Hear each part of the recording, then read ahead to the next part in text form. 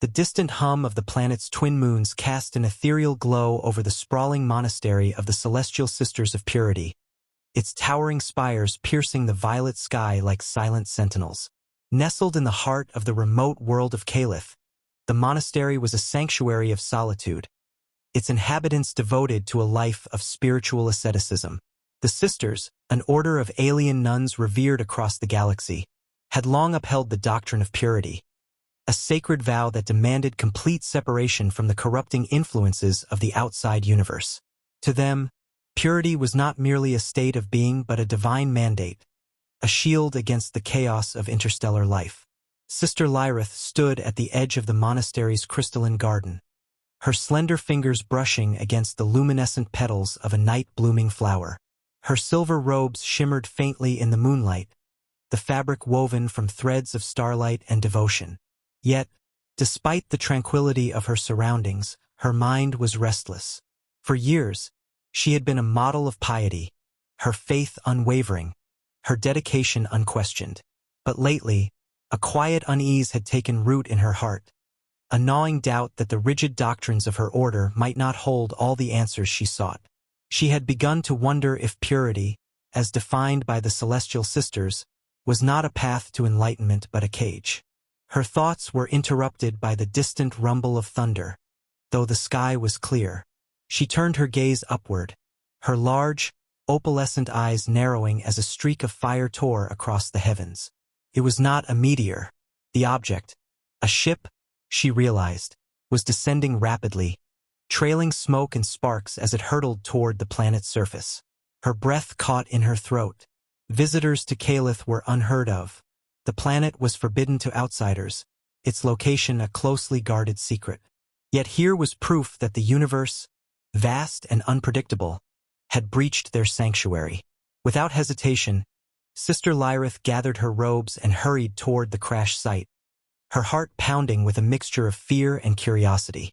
The ship had landed in the dense forest beyond the monastery's walls, its impact sending a tremor through the ground. As she approached, the acrid smell of burning metal filled the air, mingling with the earthy scent of singed foliage. The vessel, though battered and smoking, was unmistakably of human design, a fact that sent a shiver down her spine. Humans were rare in this sector of the galaxy, their reputation as explorers and adventurers preceding them.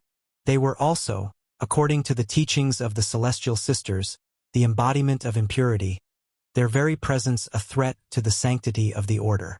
Sister Lyrith hesitated at the edge of the clearing, her instincts warring with her curiosity.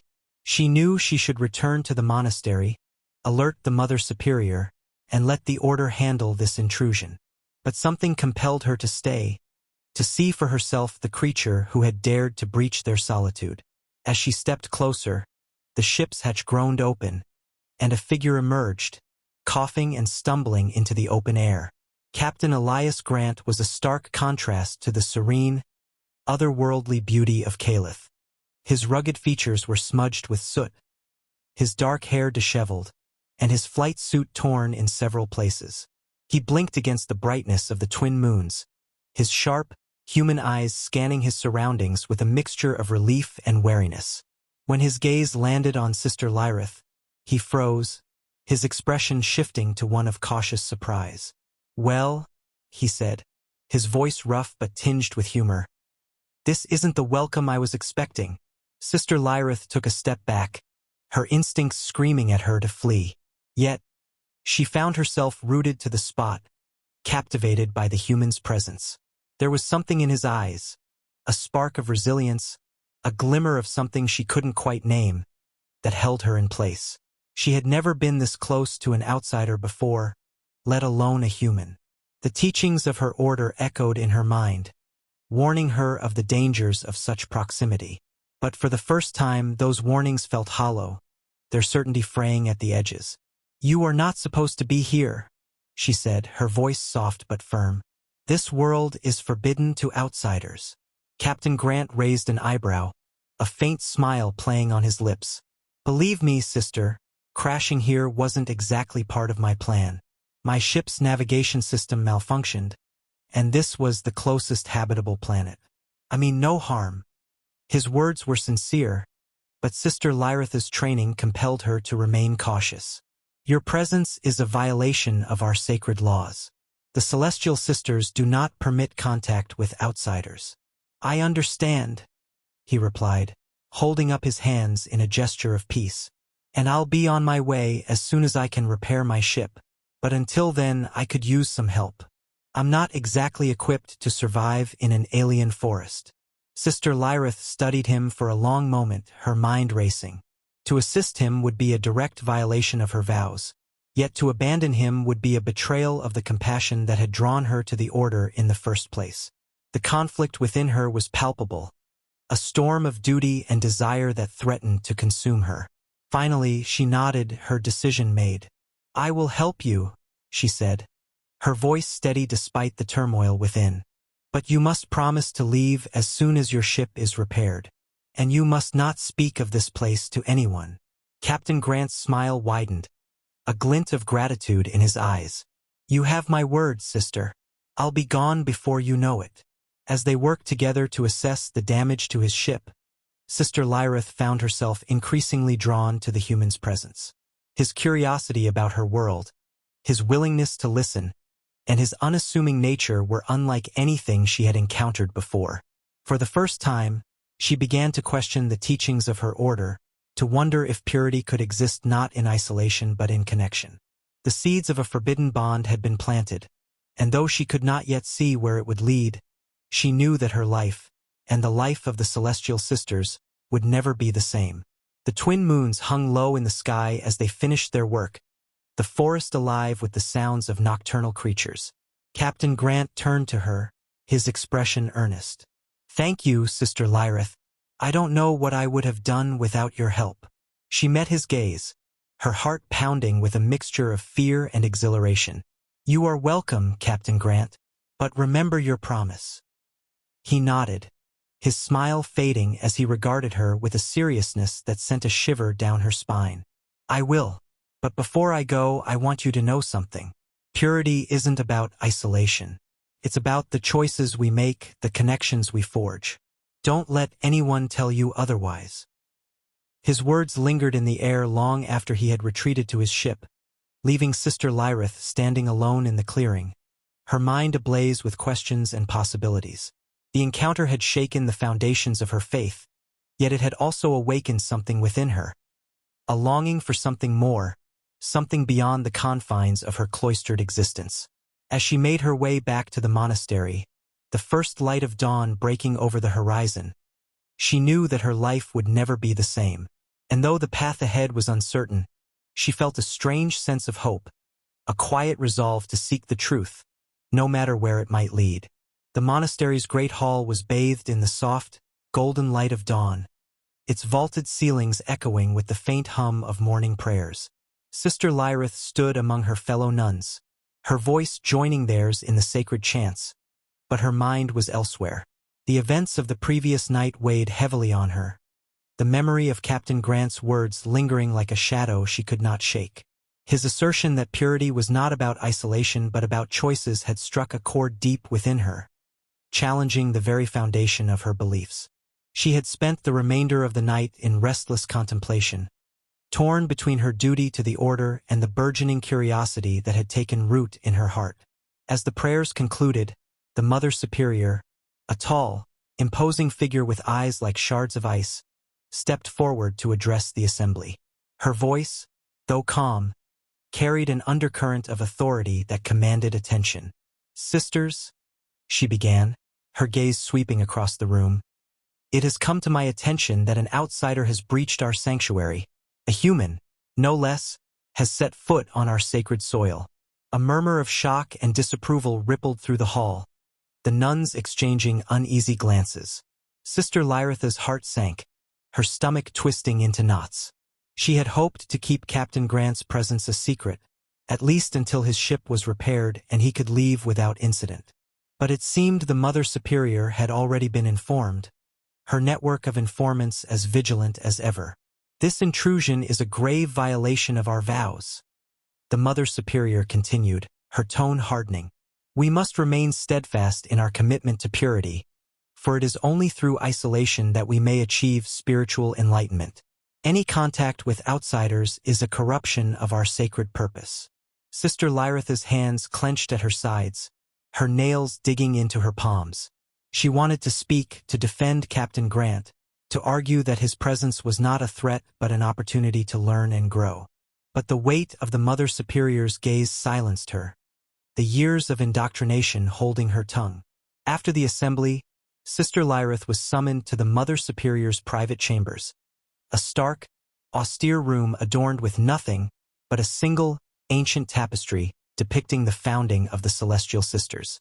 The air was thick with tension as the Mother Superior turned to face her, her expression unreadable.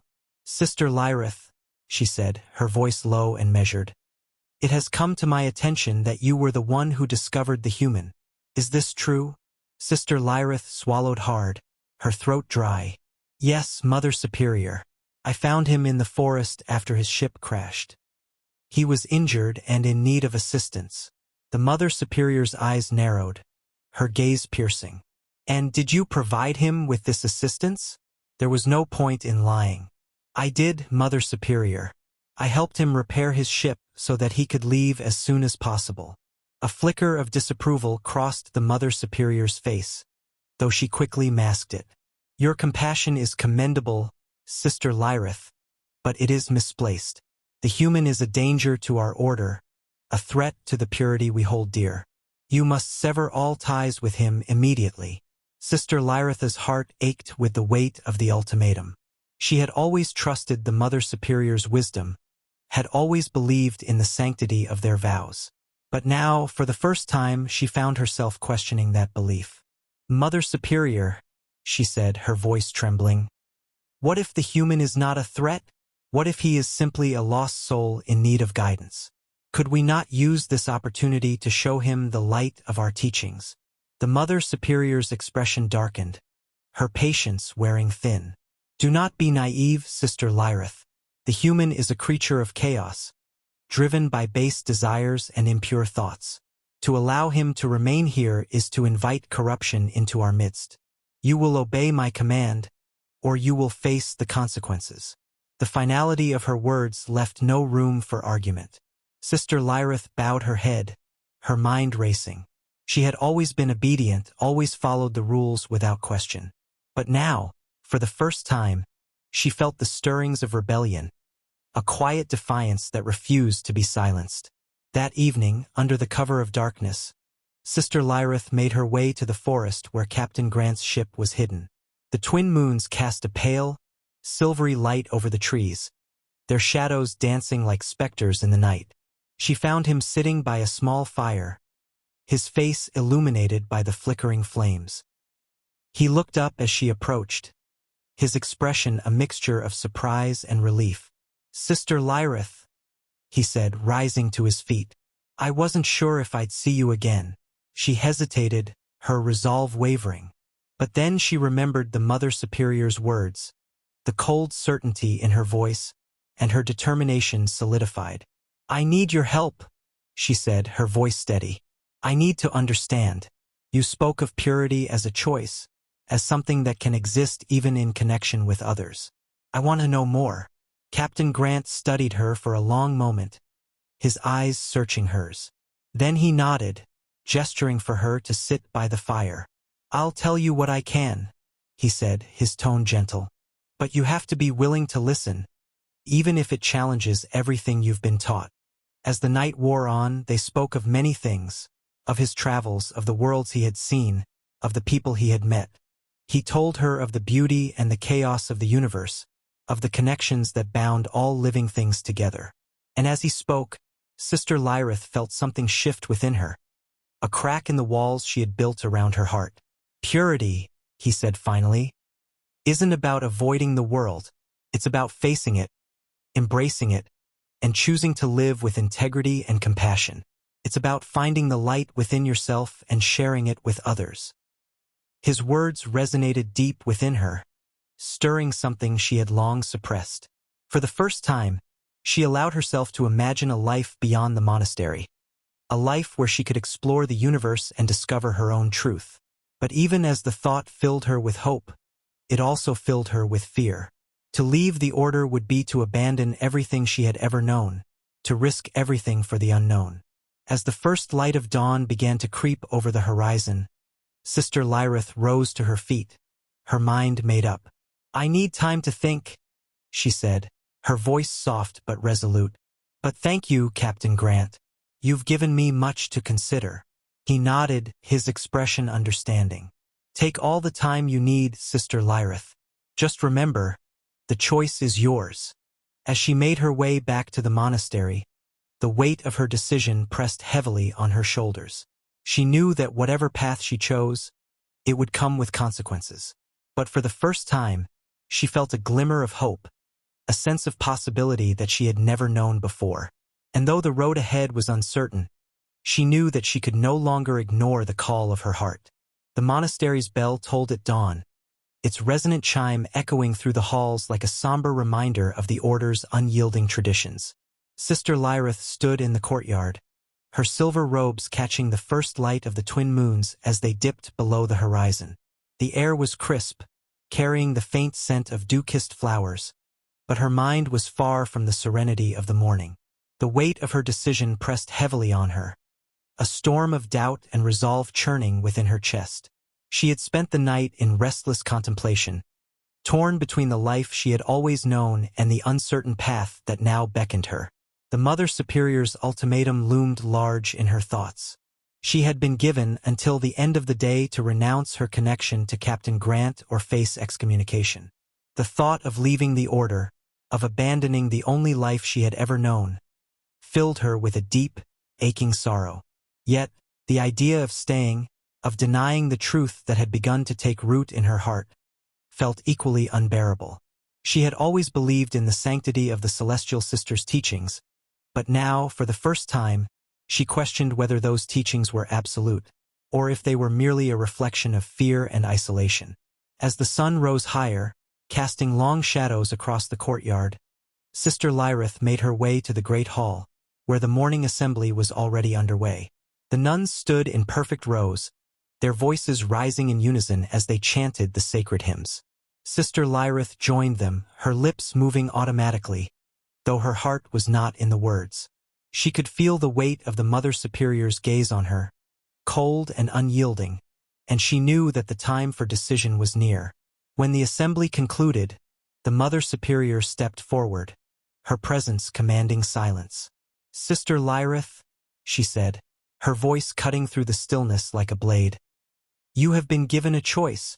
Have you made your decision?" All eyes turned to Sister Lyrith, the air thick with anticipation. She took a deep breath, her hands trembling at her sides, and stepped forward. "I have, Mother Superior," she said, her voice steady despite the turmoil within. The Mother Superior's expression was unreadable, her icy gaze fixed on Sister Lyrith. "Then speak your choice, and let it be final." Sister Lyrith hesitated for a moment, her mind racing. She thought of Captain Grant, of his words about purity and connection, of the hope he had ignited within her. She thought of the life she had lived within the monastery, of the comfort and certainty it had provided. And then, with a clarity that surprised her, she knew what she had to do. "Mother Superior," she began, her voice ringing out clear and strong. "I have always believed in the teachings of the Celestial Sisters. I have devoted my life to the pursuit of purity, to the idea that isolation is the path to enlightenment. But I have come to see that purity is not about separation. It is about the choices we make, the connections we forge, and the compassion we show to others. To deny that is to deny the very essence of what it means to be alive." A murmur of shock rippled through the hall, the nuns exchanging uneasy glances. The Mother Superior's expression darkened, her lips pressing into a thin line. "You speak heresy, Sister Lyrith," she said, her voice low and dangerous. "To suggest that our teachings are flawed is to betray the very foundation of our order." "I do not seek to betray the order," Sister Lyrith replied, her voice filled with quiet determination. "I seek only to understand. The human Captain Grant has shown me that there is more to the universe than we have been taught. He has shown me that purity can exist in connection, in the bonds we form with others. And I cannot ignore that truth, no matter the cost. The Mother Superior's eyes narrowed, her patience wearing thin. You would choose a human, an outsider, over the sanctity of our order? Sister Lyrith met her gaze, her resolve unwavering. I choose the truth, Mother Superior, and if that means leaving the order, then so be it. The hall fell silent, the weight of her words hanging heavy in the air. The Mother Superior regarded her for a long moment, her expression unreadable. Then, with a slow, deliberate nod, she said, "Very well, Sister Lyrith. If that is your choice, then you are no longer welcome among the Celestial Sisters. You will leave this place at once, and you will never return." Sister Lyrith bowed her head, a single tear slipping down her cheek. "Thank you, Mother Superior," she said softly, "for everything." As she turned to leave, the other nuns parted silently, their faces a mixture of shock and sorrow. She walked through the courtyard, her heart heavy but her spirit unbroken. The path ahead was uncertain, but for the first time, she felt a sense of freedom, a quiet resolve to seek her own truth. When she reached the forest, Captain Grant was waiting for her, his ship repaired and ready for departure. He looked up as she approached, his expression a mixture of relief and concern. "Sister Lyrith," he said, his voice gentle, "are you sure about this?" She nodded, a small smile playing on her lips. "I am. I cannot stay in a place that denies the truth of my heart. I need to see the universe, to understand it for myself." Captain Grant smiled, his eyes filled with warmth. "Then you're welcome to join me. There's a whole galaxy out there, waiting to be explored." As they boarded the ship and lifted off into the sky, Sister Lyrith looked down at the monastery, its spires gleaming in the sunlight. She felt a pang of sorrow for the life she was leaving behind, but also a sense of hope for the future. She had chosen a path of uncertainty, but it was a path of her own making, and that made all the difference. The ship soared higher, breaking through the atmosphere and into the vast expanse of space. Sister Lyrith gazed out at the stars, her heart swelling with a sense of wonder and possibility. She had always believed that purity was about isolation, but now she saw that it was about connection, about the choices we make and the lives we touch. And as the ship carried her toward the unknown, she knew that she had found her true calling, not in the cloistered halls of the monastery, but in the boundless beauty of the universe. The journey ahead would be filled with challenges and discoveries, but Sister Lyrith was ready. She had chosen her path, and she would walk it with courage and compassion, guided by the light of her own truth. And though the road was long and uncertain, she knew that she was exactly where she was meant to be.